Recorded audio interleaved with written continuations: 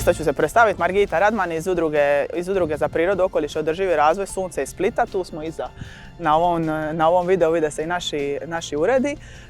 U Suncu vodim odjel za edukaciju i informiranje javnosti, a drago nam je da smo pozvani u stvari da sudjelujemo u snimanju ovog dokumentarca.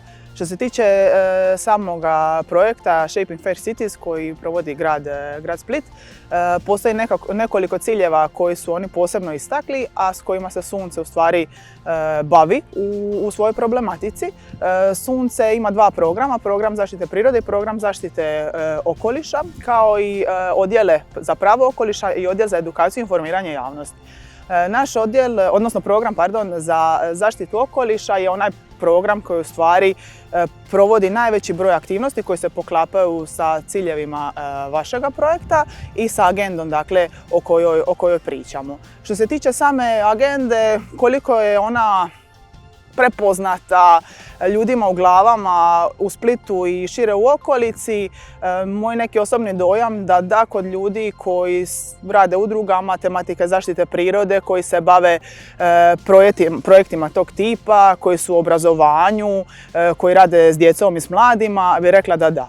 Što se tiče nekako šire populacije, po prijavama koje mi dobivamo na zeleni telefon nama od Sunca, još uvijek se vidi da se samo prijavljuju problemi bez nekog razmišljanja kako bi se to moglo riješiti, zašto bi se to moglo riješiti i tako dalje. Što se tiče same teme, odnosno cilja održivog grada, tu bi recimo istakla najviše aktivnosti koje Sunce trenutačno provodi.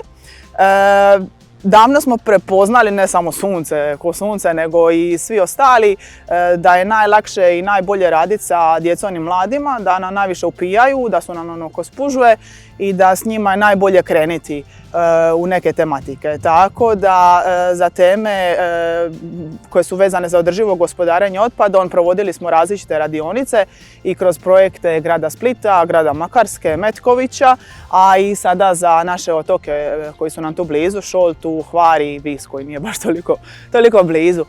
Cilj je da se djecu i mlade na neki način, da im se približi tematika odgovornog stvaranja i postupanja s otpadom, da ih se od malih nogu potiče u tom nekom smjeru, tako da kasnije dobijemo društvo koje će nam odgovarati.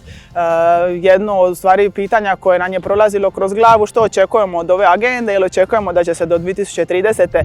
svi ti naši ciljevi ostvariti, to bi bilo fino, to bi bilo super da se dogodi. Ja mislim da trebamo težiti tome da se radi na rješavanju tih ciljeva. Sunce, osim što radi tematiku gospodarenja otpadom, odnosno održivog gospodarenja otpadom, radi dosta i na tematici održivog turizma. Tematika prije nam nije bila toliko zastupljena unutar Sunca, međutim kroz neke projekte, poput projekta Pazi koji trenutačno provodimo, studenti su nam ti koji su odgovorni za provođenje studentskih projekata na tu tematiku, pa smo se dali u neke malo novije vode za Sunce.